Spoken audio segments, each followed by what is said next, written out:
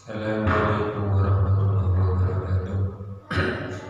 Kajian hari ini tanggal 19 Maret 2024. Sebelum kita memulai, kita baca Al-Fatihah dulu. Semoga semua yang kita pelajari, semua yang kita jalani selama awal Ramadan sampai hari ini dan sampai pada akhir Ramadan akan diterima oleh Allah Subhanahu wa Ta'ala dan selalu diberikan kekuatan oleh Allah Subhanahu wa Ta'ala untuk menjalani sisa-sisa Ramadan dan dipertemukan dengan Ramadan berikutnya.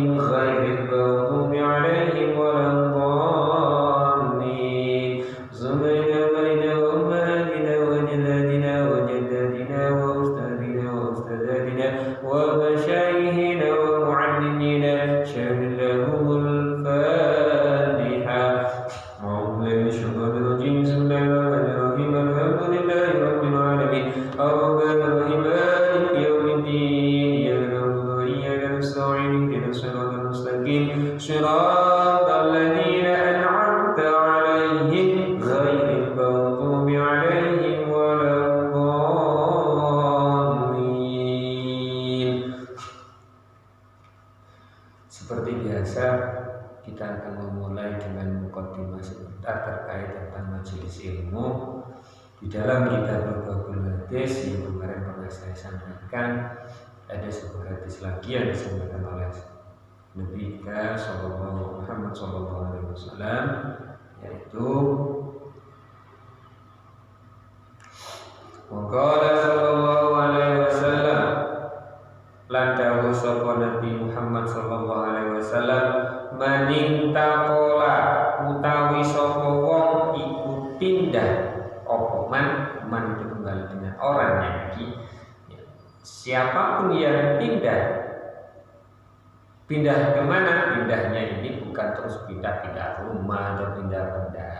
Maksudnya pindah di sini adalah ya ta'allamu ilman, pindah untuk belajar dan pindah juga untuk mengajar. Jadi ada orang yang mau menuntut ilmu, ada orang yang mau belajar mencari ilmu, ataupun orang yang mau mengajarkan sebuah ilmu. Apa yang terjadi dari sabdanya Nabi ini adalah ghufira lahu qabla ayyahtua,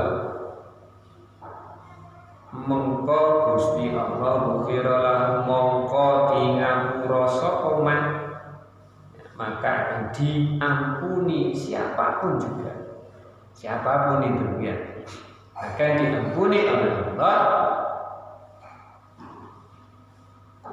qabla ayyahtua, qabla ing dalem sadurunge budal, ayyahtua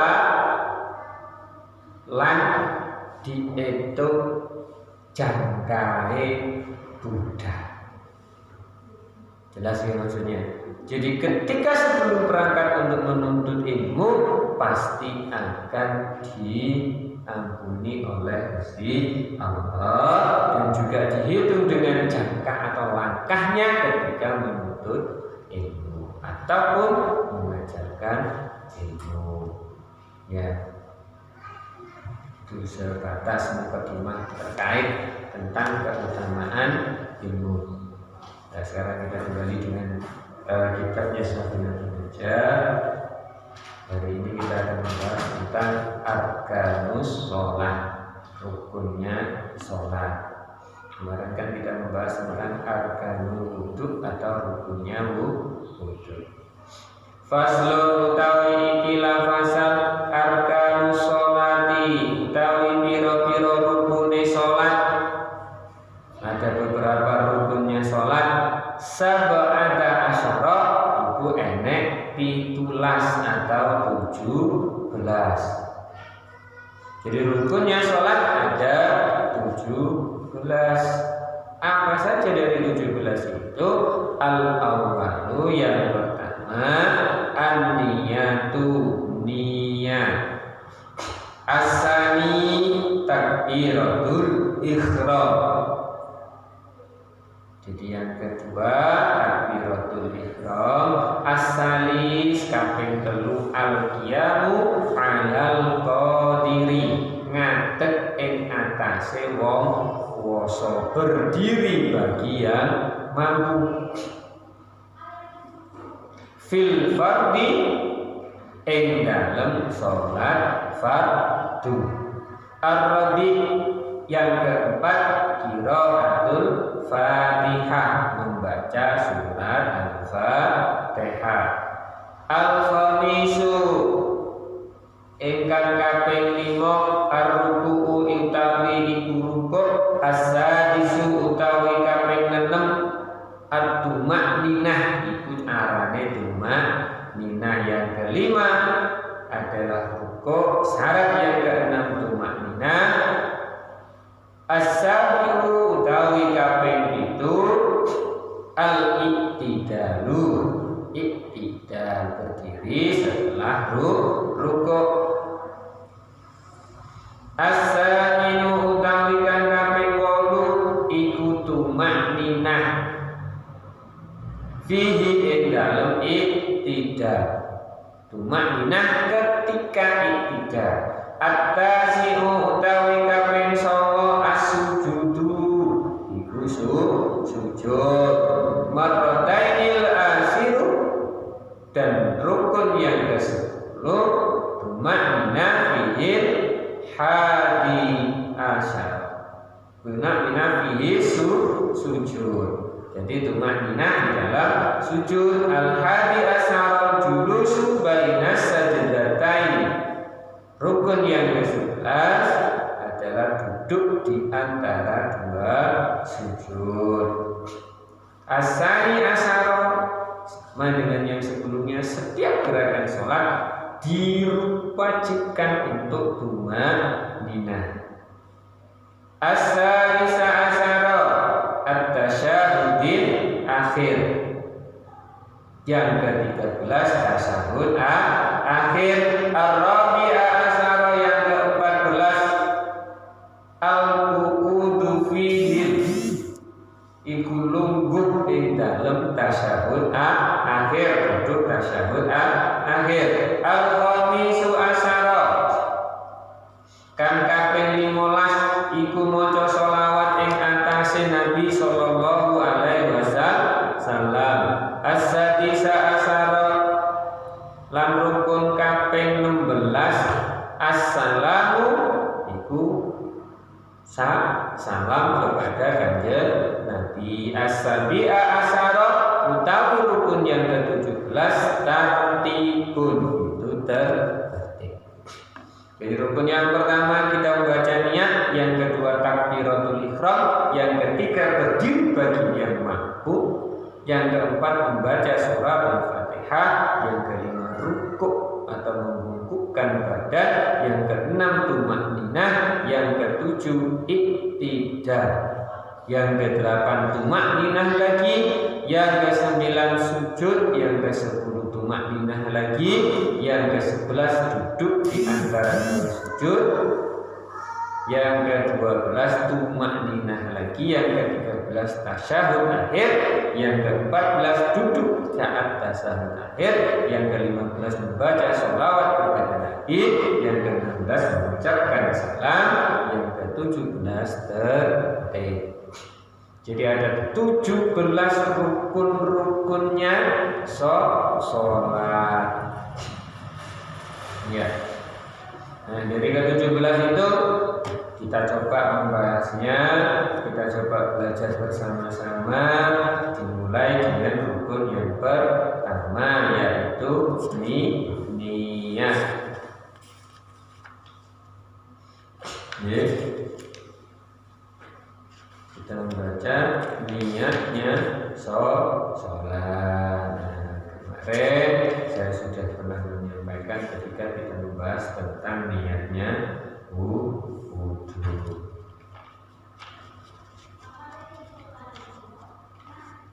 Oke. Kemarin kita membahas niat. An-niyatu qasdu syai'in muqtaranan bi fi'lihi wa mahalluhal qalbi. Niat itu adalah qasdu syai'i, nyejo suwiji-suwiji, muqtaranan kelawan dibarengake bi fi'lihi, kelawan suwiji-suwiji agawe perilaku.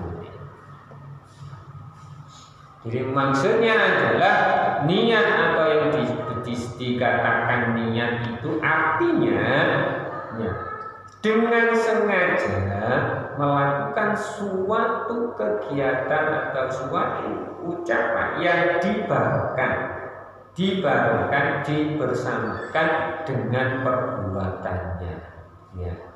Nah, dalam hal ini kalau kemarin di dalam wudhu setelah niat adalah membasuh wajah, ghuslul wajhi. Tetapi saat ini di dalam sholat niat ini adalah dibagikan dengan takbiratul ihram. Nah, ini sulitnya kan bukan? Jadi sulitnya adalah ketika kita wudhu kita tidak mengucapkan apapun, hanya membasuh muka. Jadi kita bisa niat di dalam hati untuk melaksanakan wudhu karena Allah Subhanahu wa ta'ala. Tetapi pada saat sholat kita ini mengucapkan Allahu Akbar. Pada saat Allahu Akbar di dalam hati kita harus mengucapkan niatnya sholat. Ya. Sedangkan ketentuannya di dalam mengucapkan niatnya salat itu ada 3 hal yang harus diperhatikan. Ya. Karena kita punya sholat fardu, kita punya sholat sunnah. Ya. Jadi kalau sholatnya fardu, ya, kalau sholatnya fardu, niatnya adalah in kanatis sholatu fardu wajaba qasdul fi'li wa ta'dilu wa fardiyatin, ya, wa in kanat nafilatan muaqqatatan. Jadi niat itu ada 3 derajat yang harus kita lakukan ketika kita membaca niat sholat. Ya. Yang pertama, in kana sholati lamun ono apa sholat fardu iku fardu wajaba mongko wajib qasdul fi'li apa nyejo gawa sholat wa ta'dini lan nyatakake sholat wal fardiyati lan kefarduane sholat in kana wa in kana lan lamun ana apa salat nafilatan iku salat sunah muaqqatan kang dene waktu-waktune karo tibatan kaya salat rawatib audatin utawi salat sunah kang dinduweni sebab wajib qasdul fi'li apa nyejo agawa salat wa ta'mini lan nyatakake salat wa in kanat nafilatan mutlaqatan iku sunnah mutlak. Jadi tingkatan sholat, niatnya sholat itu ada, kita menyampaikannya adalah ketika sholat fardu berarti harus ada qasdul fi'linya, niat mengerjakan sholatnya, takyinnya, nama sholat yang dikerjakan dan fardiyahnya, kefarduan sholat. Jadi niat sholat fardu harus benar-benar dilakukan sesuai dengan niatnya sholat. Usolli fardul asri, usolli fardul asri itu menunjukkan qasdul fi'li dan takyinnya. Ya, qasdul fi'li dan takyinnya fardu krono Allah Ta'ala, fardal lillahi ta'ala itu menunjukkan fardiyahnya. Jadi sholatnya, niat kita ketika di dalam hati kita hanya menyampaikan usolli fardal asri fardal lillahi ta'ala. Bukan lengkap kayak biasanya usolli fardal asri arba'a raka'atin mustaqbilal qiblati adaan lillahi ta'ala. Ya. Kecuali kita berniat mengkodok sholat atau menjamak sholat, itu ada perbedaan. Tetapi kalau sholat itu dilaksanakan sesuai dengan waktunya, berarti niatnya hanya perlu yang diwajibkan untuk disampaikan atau diniatkan di dalam hati adalah qasdul fi'li, takyin dan fardiyahnya. Itu yang diwajibkan. Kalau yang lain adalah disunahkan. Ya. Jadi niatnya kita adalah usolli fardal asri fardal lillahi ta'ala. Pada saat kita mengucapkan Allahu Akbar. Ya. Jelas ya.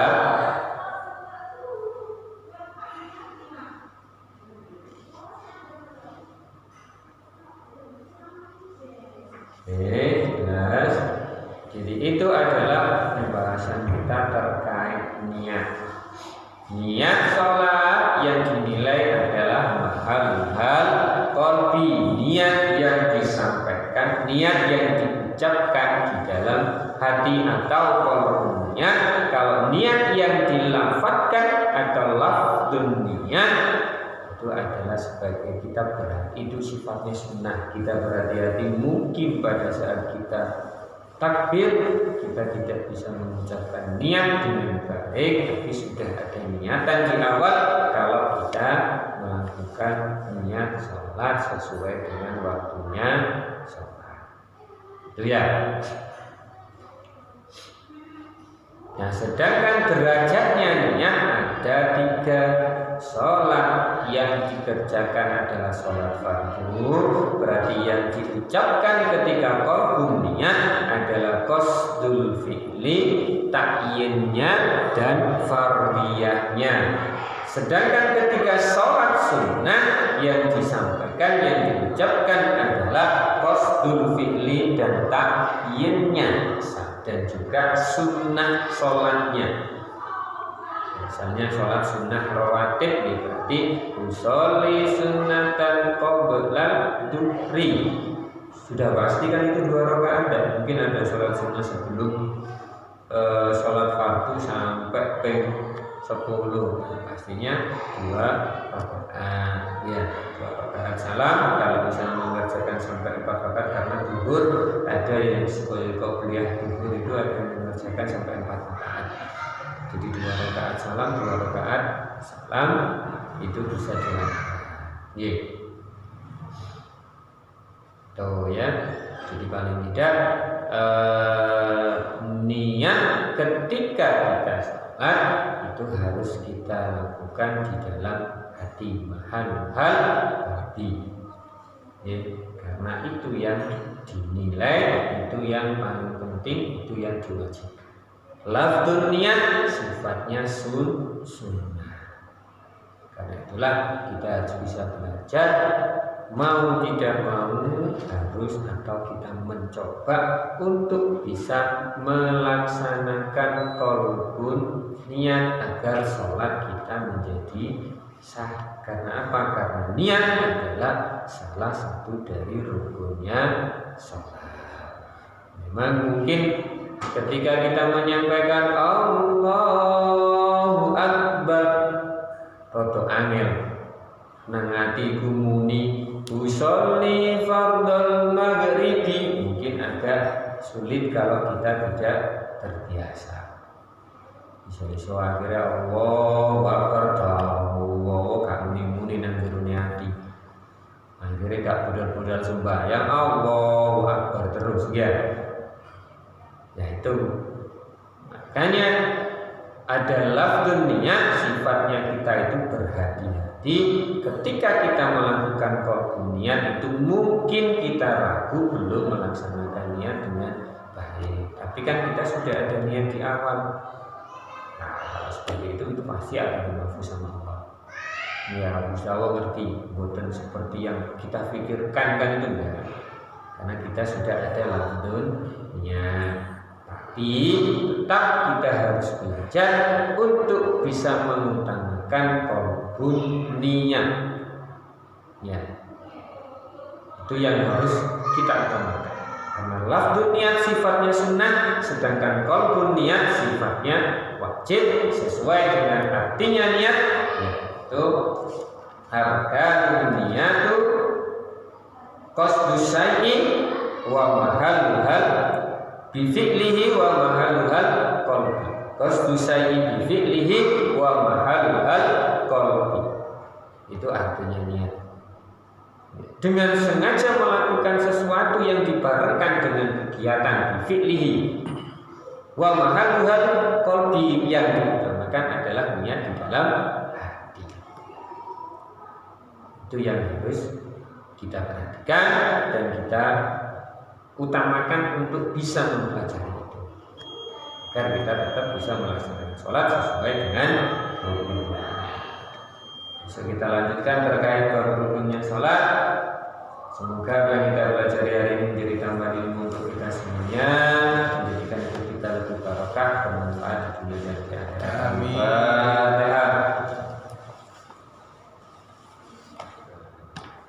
Assalamualaikum warahmatullahi wabarakatuh. Waalaikumsalam.